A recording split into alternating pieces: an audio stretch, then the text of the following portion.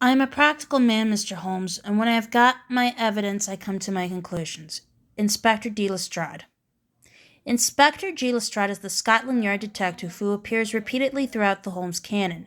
Many other police detectives make a fleeting appearance from Inspector Stanley Hopkins in The Adventure of Black Peter to Inspector Bartle in The Adventure of the Lion's Mane, but Lestrade is the only persistent presence. First appearing in A Study in Scarlet in 1887, Lestrade is still there in The Adventure of the Three Garridebs, which Conan Doyle wrote 37 years later.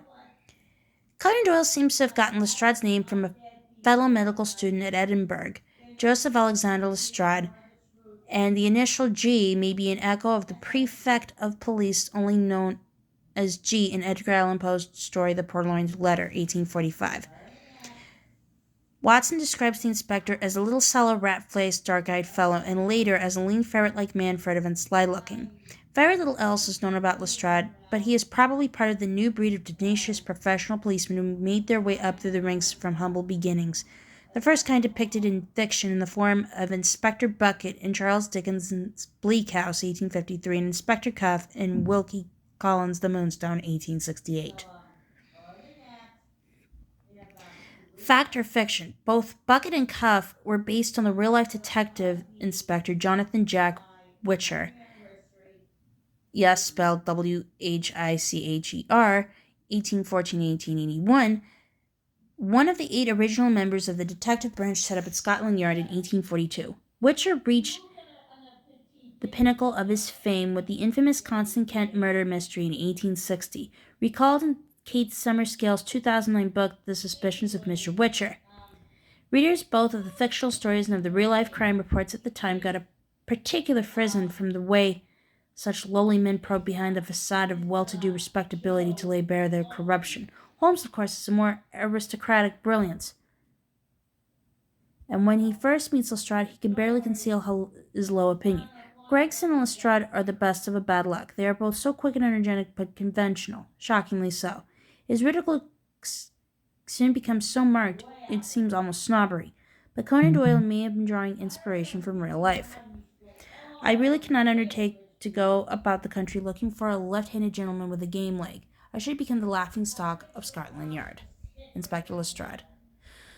A tarnished reputation. By the 1880s, Scotland Yard's reputation, so bright in Witcher's day, had been tarnished by the way in which Inspector John Shore and his fellow detectives were given a runaround by Adam Worth, the real-life criminal mastermind who was one of the inspirations for Conan Doyle's Moriarty.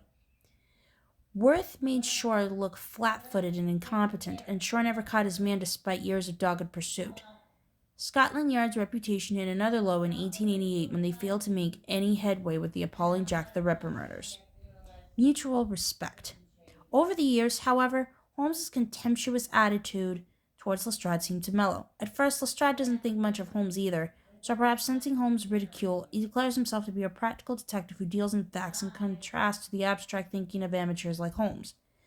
But as he sees Holmes solve case after case, he comes to admire the detective's methods. Holmes in turn begins to respect some of Lestrade's qualities, and he allows the inspector to take credit for his deductions.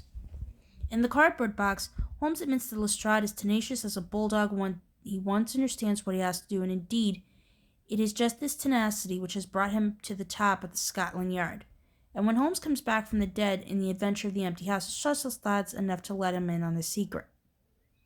Lestrade returns the compliment, saying, "It's good to see you back in London, sir."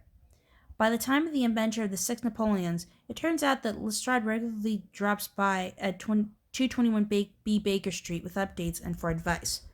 Lestrade even admits to a genuinely touched Holmes that "we are very proud of you down at Scotland Yard, and if you come down tomorrow, there's not a man, from the oldest inspector to the youngest constable, who wouldn't be glad to shake you by the hand." The Baker Street Irregulars. Despite appearances, Holmes rarely works entirely alone. In a number of investigations, the detective is aided by his invisible army of helpers, the motley crew of street urchins known as the Baker Street Irregulars. In a study of Scarlet,